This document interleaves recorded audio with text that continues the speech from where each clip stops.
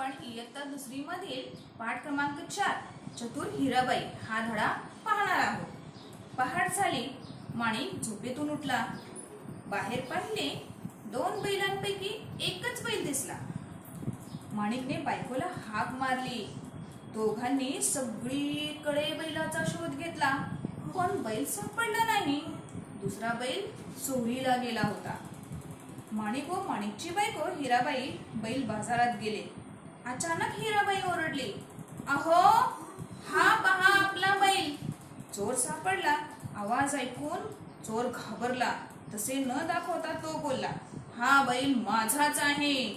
दोघे भांडू लागली। हिराबाई चतुर होती।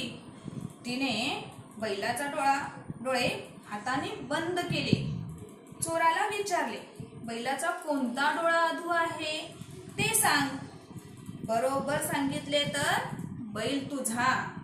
चोराने अगोदर उजवा आणि मग डावा असे सांगितले। हिराबाईने हात बाजूला केले। बैलाचा कोणताही डोळा अधू नव्हता नाही असे दिसले। लोकांनी चोराला पकडले। पोलीस आले।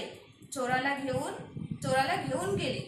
माणिक आणि हिराबाई बैल घेऊन आनंदाने घरी आले।